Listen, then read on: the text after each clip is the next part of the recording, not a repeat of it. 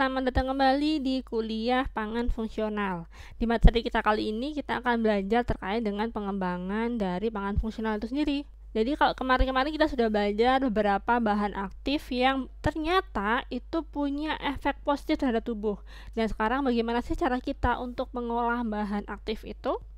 Nah, kita bahas sedikit di kuliah kita kali ini. Kita kembali lagi ya di konsep pangan fungsional. Jadi sebenarnya pangan fungsional itu apa? Pangan fungsional ini merupakan jenis pangan yang dia ternyata memiliki efek positif terhadap tubuh manusia. Jadi di trennya sekarang makanan itu tidak hanya mengenyangkan tapi juga memberikan nilai positif terhadap kesehatan dan juga dapat mencegah dari berbagai macam penyakit. Jadi ya memang sih apa yang kita makan itu adalah ya yang membentuk diri kita saat ini kayak gitu. Nah, ini adalah alasan kenapa produk itu perlu dikembangkan. Yang pertama adalah gini. Kalau biasanya sih umumnya ya, makanan itu dia sehat tapi secara organoleptiknya itu kurang enak kayak gitu loh. Dan inilah yang selama ini menjadi problem. Dan banyak sekali sudah penelitian yang membuat makanan ini tidak hanya enak tapi dia juga bernutrisi. Kemudian ada lagi similar qualities to the traditional food in the market. Gini, misalnya contohnya ada onde-onde. Onde-onde ya begitu ya. Kemudian ternyata ada lagi penelitian membuat onde-onde yang punya mencegah penyakit gitu kan. Nah, ternyata dari aroma rasanya tuh sama, nggak ada bedanya dengan onde-onde yang sudah ada sebelumnya. Nah, tujuannya apa? Tujuannya adalah supaya masyarakat itu nggak kaget. Oh, ternyata rasanya juga enak dan bisa diterima dengan mudah gitu kan. Kalau satu yang baru tanpa dikenalkan dengan perlahan itu biasanya masyarakat akan menolak. Tapi kalau sudah biasanya seperti itu, mereka sudah tidak asing lagi gitu, mereka akan lebih mudah untuk menerima. Kemudian pangan fungsional ini karena dia sangat bermanfaat bagi tubuh kita sehingga punya masa depan yang cerah untuk dikembangkan di masa depan. Dan tentunya gini, pangan fungsional itu kan dia memang punya efek yang positif terhadap tubuh. Tapi ada beberapa kalangan yang memberikan klaim yang terlalu berlebihan terhadap pangan itu. Jadi misalkan gini, pangan ini mengandung ini yang sangat bermanfaat bla bla bla bla bla bla kayak gitu. Itu harusnya dicegah karena memang pangan fungsional itu ya memang dia bagus, tapi ya memang harus ada ketentuan, harus ada peraturan yang mengatur terkait dengan klaim itu sendiri. Dan memang sudah ada peraturan dari Kepala Badan POM bagaimana caranya supaya misalkan produsen ingin mengklaim produknya, itu sudah ada ketentuannya harus begini gitu kan. Dan itu ya nggak boleh dilanggar gitu. Jadi kalau misalkan saya sih biasanya kalau lihat ada kemasan bahan pangan yang terlalu wow atau iklan terlalu lebay gitu, ya jadi agak malas gitu. Jadi ragu apakah memang benar seperti itu, karena ya sebenarnya yang terlalu lebay itu kadang hanya untuk marketing aja, sebenarnya nggak begitu. Dan tentu saja pangan fungsional ini dapat meningkatkan kesehatan di masyarakat. Kita flashback lagi, bahan-bahan aktif apa yang dia memiliki atau berperan sebagai memberikan efek kesehatan terhadap manusia. Nah, contohnya seperti vitamin, mineral, antioksidan, kemudian ada lemak. Lemak itu belum tentu jahat loh ya. Lemak itu ada jenis lemak yang baik. Contohnya adalah omega 3.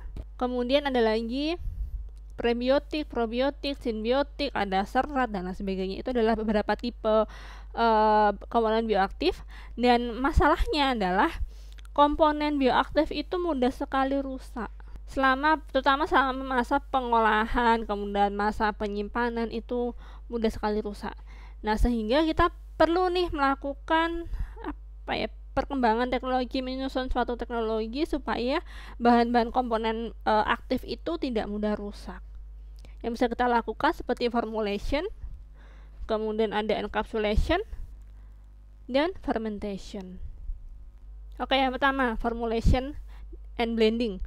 Jadi formulasi dan blending ini ya mencampurkan bahan-bahan. Jadi misalkan kita bikin cookies yang umumnya pakai tepung terigu, kemudian tepung terigunya kita kurangi, kita tambahkan misalkan mocha atau mungkin tepung-tepung yang lain, jadilah sebuah cookies.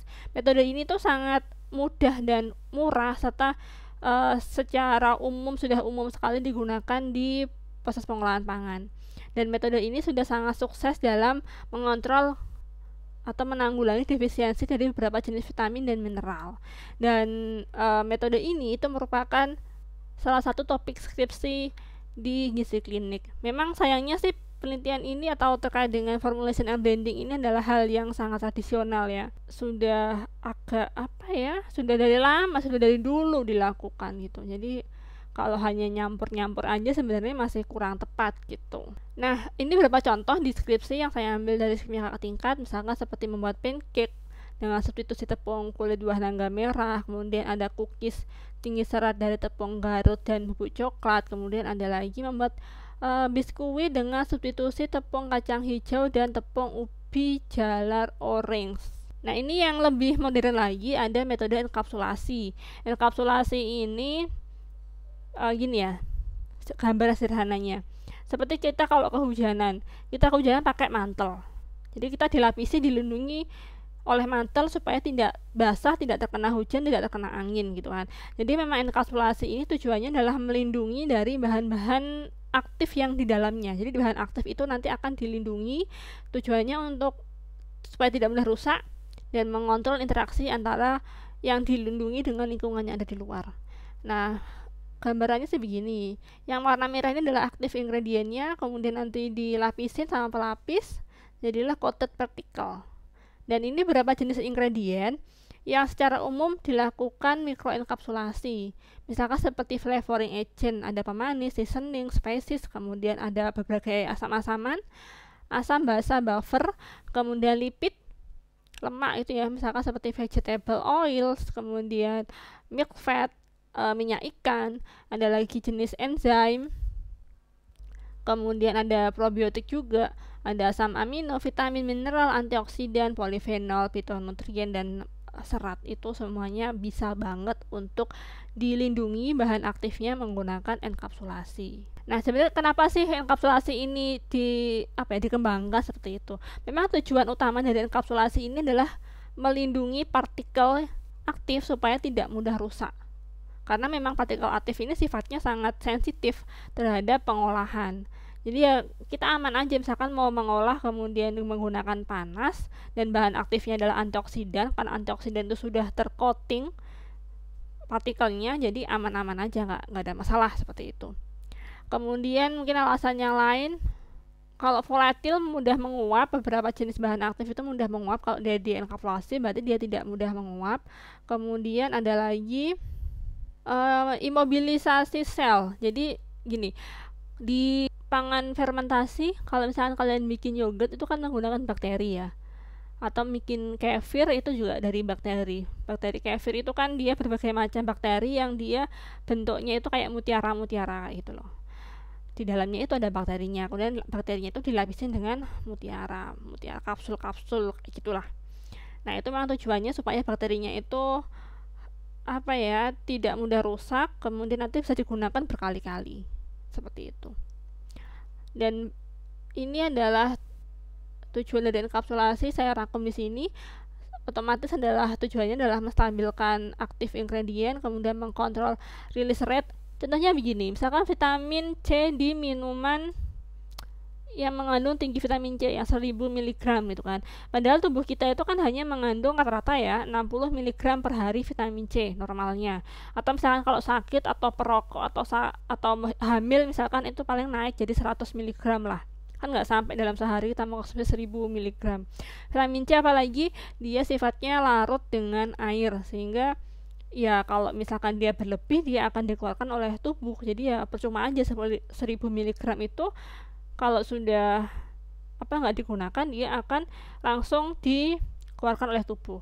Nah, dengan metode enkapsulasi 1000 mg itu tidak akan langsung dihilangkan dari tubuh, dia akan bisa disimpan, kemudian nanti rilisnya itu pelan-pelan.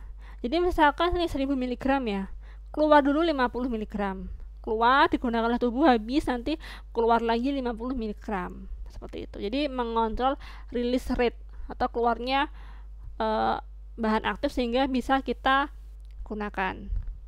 Kemudian mengubah dari bentuk liquid formulation menjadi bentuk solid. Misalkan tadi aktif ingredient yang dalam bentuk cair nanti dienkapsulasi seperti itu, kemudian nanti didapatkan formulasi yang padat. Contohnya ini ada membran yang dilindungi, kemudian nanti ada ini adalah satu komponen bioaktif, kemudian nanti dilindungi sama satu kapsul gitu. Kemudian ada lagi mikrosphere di sini, berarti beberapa aktif ingredient, misalkan ada 3, 4, 5, kemudian nanti langsung dilindungi oleh satu polimer besar. Memang tujuannya sebenarnya sama sih dua hal ini. Ada yang menggunakan microencapsulate, ada yang menggunakan metode mikrosphere. Kemudian di sini ada lagi metode reservoir, sama hampir mirip sih dengan metode mikrokapsul tadi. Ini adalah bahan aktifnya, kemudian nanti di luarnya sini, di luar sini itu adalah pelindungnya. Kemudian kalau matriks, dia terjebak dalam suatu matriks seperti itu. Ini ada beberapa aktif ingredient yang dia dijebak pada suatu bahan. Kemudian kalau yang coated matrix, berarti ini matrix yang ini nanti dilapisin lagi sama suatu pelapis. Jadi dia lebih aman seperti itu. Jadi protective cell atau bahan yang menjerat atau melindungi suatu bahan aktif ini punya kriteria. Yang pertama adalah sifatnya harus food grade, karena akan masuk dalam tubuh kemudian diolah akan kita makan. Dia sifatnya harus food grade dan tidak memberikan efek toksik atau membahayakan bagi tubuh manusia. Kemudian bahan ini juga mampu melindungi aktif ingredient ini dari lingkungannya selama proses pengolahan ataupun proses penyimpanan. Selanjutnya, bahan ini tidak boleh bereaksi dengan material yang dia lindungi. Kan ya percuma aja dia melindungi tapi ternyata dia bereaksi, kan nanti materialnya juga pasti akan hilang gitu kan. Jadi yang digunakan adalah bahan-bahan yang tidak bereaksi dengan material. Kemudian dia memiliki sifat karakteristik yang baik apabila dicampurkan dengan bahan-bahan lain sehingga makanan ini ya bisa terima dengan baik seperti itu. Dan yang paling penting dia mudah untuk mudah untuk ketika proses enkapsulasi itu mudah dilakukan seperti itu. Teknik enkapsulasi itu banyak. Ini ada misalkan seperti ini, ada wall material, ini adalah bahan pelindungnya, ini adalah yang dilindungi, nanti dibentuk dalam bentuk emulsi. Kemudian nanti setelah dari sini ada dua proses, ada yang metode kimia ini, kemudian ada yang metode fisik seperti ini. Nanti kita mendapatkan mikropartikel dan nanti kita bisa mengontrol rilis dari bahan aktif. Nah, ini contohnya ya. Contohnya ini adalah kontrol rilis dari bahan. Di sini kita punya dua bahan aktif, ini S1 sama S2. S1 sama S2 ini punya dua pelindung. Jadi S1 sendiri dilindungi di sini, S2 dilindungi di sini, kemudian S1 sama S2 nanti dilindungi sama material M di sini. Gitu. Kemudian ketika masuk dalam tubuh di perut, nah ini ada enzim sama pH, dia akan menghancurkan bagian luarnya, ini akan menghancur bagian M. Jadi kita dapat partikel S1 sama S2 begini. Kemudian nanti ada enzim lagi yang akan menghancurkan dinding yang luar ini. Nah, ini dihancurkan lagi sehingga kita dapat partikel kecil-kecil seperti ini. Nah, partikel ini nanti akan dihancurkan oleh enzim lagi di saluran pencernaan di usus halus sehingga mendapatkan komponen tunggalnya. Nah, komponen tunggalnya seperti ini yang akan masuk ke dalam tubuh kita. Nah, ajaib kan? Memang ajaib enkapsulasi ini. Dan ini contoh dari mikroenkapsulasi pada FE. Ini menggunakan metode spray drying. Jadi FE nanti tambahkan bahan pelindung, dilakukan spray drying, nanti kita dapatkan microencapsulation FE. Nah, probiotik ternyata juga bisa dilakukan enkapsulasi. Jadi probiotik itu syarat bakteri bisa kita sebut sebagai probiotik itu salah satunya adalah mampu melewati saluran pencernaan. Di saluran pencernaan itu kan ada enzim, ada pH yang sangat aktif dan pembunuh nomor satu bagi probiotik itu. Nah, apabila kita mengenkapsulasi probiotik, kita melindungi probiotik itu. Nah, probiotik itu nanti dia bisa melewati saluran pencernaan sehingga dia tahan terhadap pH dan enzim. Begitu. Itu tujuannya ya. Jadi probiotik itu memang tujuannya dienkapsulasi supaya dia bisa tetap hidup melewati saluran pencernaan. Kemudian nanti yang hancur di saluran pencernaannya itu adalah ya kapsulannya itu. Kemudian ketika masuk ke saluran usus halus ataupun usus besar nanti bisa hidup di situ dan berkolonisasi di situ. Kayak gitu. Dan ini adalah contoh-contoh dari beberapa bakteri probiotik yang dienkapsulasi. Di sini adalah metodenya. Ada banyak sekali ya metode yang digunakan, ada extraction, emulsion, spray drying, spray chilling, ada fluidized bed kayak gitu. Kemudian ini adalah jenis bakterinya dan ini adalah referensi penelitinya. Kemudian untuk tabel selanjutnya, di sini ada material encapsulation. Jadi material encapsulation yang seperti saya sebutkan tadi itu harus food grade karena itu akan masuk ke dalam tubuh kita. Dan materi ini itu semuanya sudah food grade, ada kitosan, ada alginat, ada inulin, kemudian ada maltodextrin, selulosa, itu adalah bahan-bahan yang sifatnya food grade. Ini jenis bakterinya, ini tekniknya, dan ini adalah efeknya. Contoh, ini dah. Lactobacillus plantarum ini dienkapsulasi menggunakan metode fluidized bed, kemudian material enkapsulannya itu adalah campuran dari selulosa dan alginat. Nah, ternyata ketika diuji menggunakan metode in vitro yaitu gastric simulation. Jadi gastric simulation itu kita menguji di lab. Jadi bakteri probiotik yang sudah dienkapsulasi itu nanti dicampur dengan pH, kemudian ada lagi dicampur dengan enzim. pH-nya itu biasanya pH yang rendah banget, yang asam, pH 1-2. Kemudian untuk enzimnya umumnya menggunakan amilase. Bagaimana gitu kan? Apakah bakteri ini bisa bertahan hidup? Nah, ternyata bakterinya itu bisa bertahan hidup. Dan metode ini maksudnya apa? Probiotik yang dienkapsulasi ini bisa diterapkan di produk susu maupun produk non susu. Kemudian fermentasi ini untuk metodenya bisa dipelajari di kuliah mikrobiologi pangan. Di sini saya hanya membahas ternyata pangan fermentasi itu punya efek bagus sekali terhadap tubuh. Itu ya. Jadi ketika fermentasi yang zatnya itu yang awalnya tidak ada, nah karena ada fermentasi dengan bakteri, dibantu oleh bakteri, nanti mengeluarkan suatu zat yang ternyata dia punya efek positif terhadap tubuh manusia. Dan di dunia ini memang sudah banyak sekali berbagai macam pangan fermentasi. Contohnya ada kimchi dari Korea, ternyata dia mengandung tiamin, riboflavin, kalsium dan lain-lain. Ada sauerkraut dari Eropa. Sauerkraut itu kubis dikasih garam, difermentasi selama beberapa hari, nanti dapatlah sauerkraut. Dan ini juga bagus sekali terhadap untuk anti kanker sama saluran pencernaan. Ada keju, kemudian ada lagi yogurt. Kalau di Indonesia itu ada tempe, kemudian ada dadih. Nah, itu juga bagus banget terhadap kesehatan manusia. Jadi jangan menyepelekan tempe yang murah karena ya efeknya dia bagus. Lanjut ke diskusi. Tadi sudah saya beri contoh beberapa metode teknologi yang bisa kita gunakan untuk pangan fungsional. Nah, kalian silakan diskusikan dengan kelompok kalian. Teknologi apa yang dapat kalian terapkan? Kalian punya ide apa yang bisa diterapkan pada pengolahan pangan fungsional?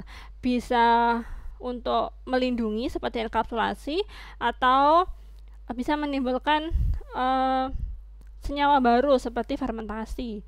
Jadi teknologinya kecuali tiga yang sudah saya sebutkan. 3 itu ada blending, formulation, ada encapsulation sama fermentation. Selain 3 teknologi ini, kira-kira kalian punya ide apa? Silahkan kalian diskusikan dengan kelompok kalian dan nanti langsung kita bahas di diskusi. Kalian bisa presentasi ya sedikit presentasi dari hasilnya kalian di diskusi kita di kuliah. Oke, kita jumpa lagi di kelas virtual ya.